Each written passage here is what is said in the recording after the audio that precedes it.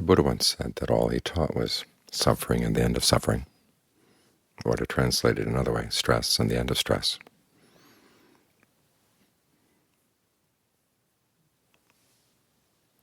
That statement right there says several things. One, it focuses you on the issue that you should be paying attention to. And secondly, tells you how you should pay attention to it. The first point is important because we tend to create all kinds of other issues in our lives. And the big issue of why we're making ourselves suffer gets pushed aside, gets covered up, because we have so many other priorities. We want to have some other problem solved first, or some other issue explained or explained away. And so the Buddha is saying, you really got to focus on this as the primary issue.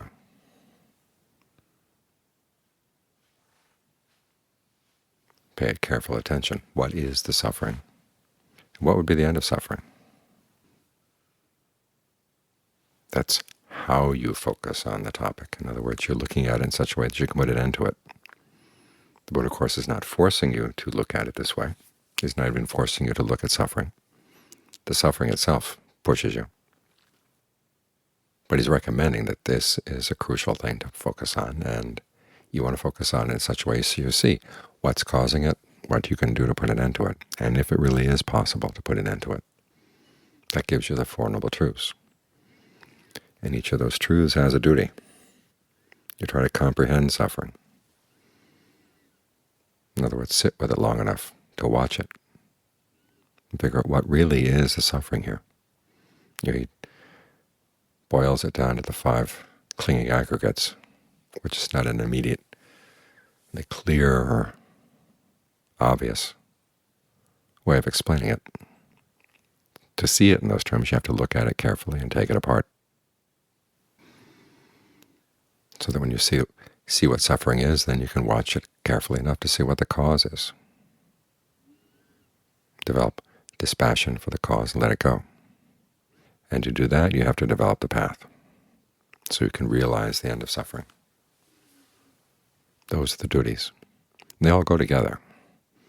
You can't comprehend suffering without developing the path, which is what we're doing here right now, focusing on the breath, trying to give rise to a state of right concentration, and once it's there, trying to maintain it so that it develops.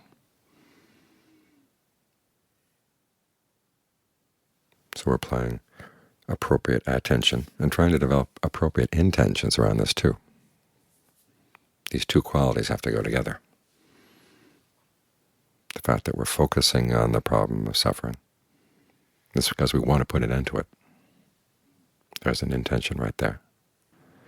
And that we want to understand it properly so that we can do it effectively. So we listen to the teachings on the Four Noble Truths, appropriate attention, and then we decide that we're going to try to put them into practice. Like right now, where you're trying to give rise to the state of concentration.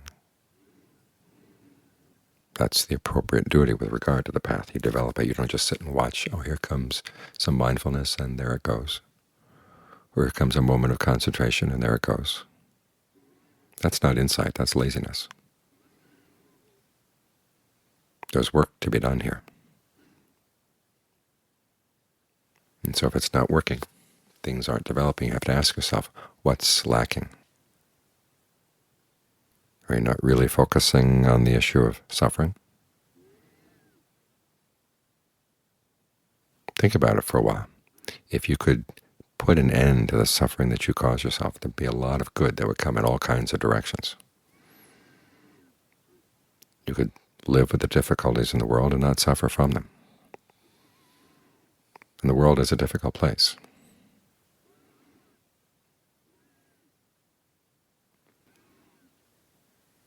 And we make ourselves suffer over the difficulties, but we don't have to. That's the good news here. There is a way to understand the processes of the mind and develop dispassion for all the things that make us suffer.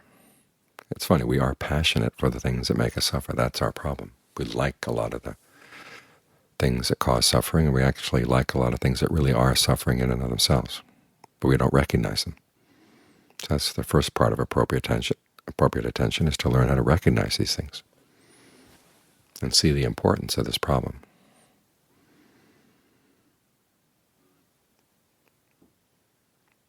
And to see how the mind is creating lots of problems for itself if it avoids looking at this problem and working on it with the proper framework.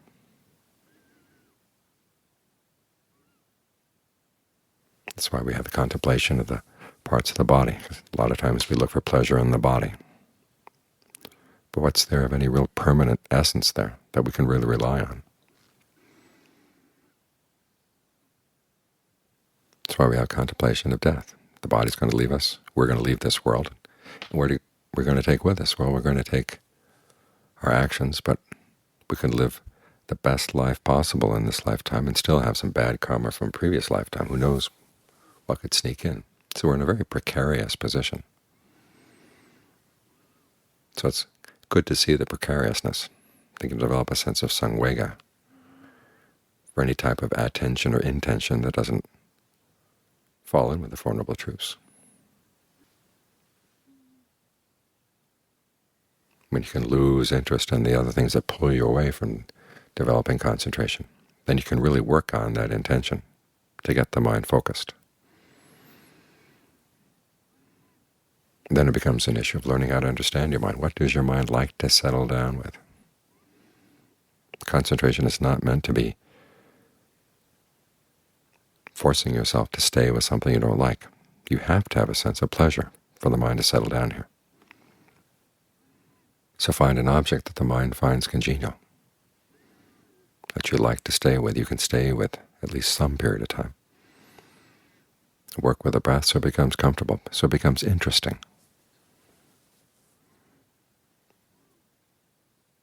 That will help nurture your intention to stay with it. This quality of generating desire, in other words, motivating yourself, is really important. But it also requires that you learn how to read your mind. You get a sense of what works and what doesn't work. This is why we spend time with a meditation. It requires a certain amount of familiarity and some imagination. What are the different ways you could breathe? What are the different parts of the body that could be doing the breathing for you? We have instinctive ways of either having the chest breathe or the stomach breathe or the shoulders breathe. Sometimes there are patterns of tension that come in and out in the head. We take them for granted. It's good to ask yourself, are these the only ways we can breathe? Are there other ways we could breathe?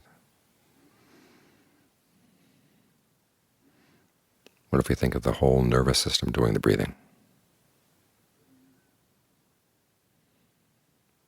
What does that do?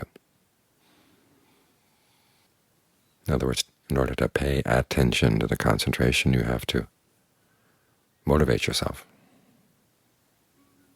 so that your intention is also really focused. So the two qualities go together, appropriate attention, appropriate intention. They feed off of one another.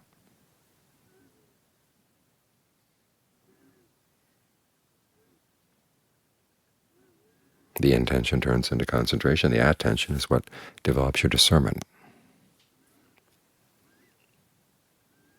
So you need both. And they have to be appropriate. There is no such thing as bare attention in the Buddhist teachings. It's always colored by your intentions. So learn how to make your intentions properly focused.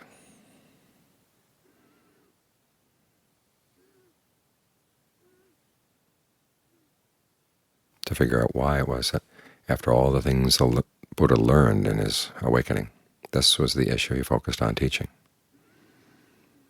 And everything in his teachings revolves around this one question. It's not like suffering was the only topic he mentioned, but everything he talks about he deals from this perspective, how to understand the way in which you're creating suffering for yourself, and how to understand things so you can put an end to it.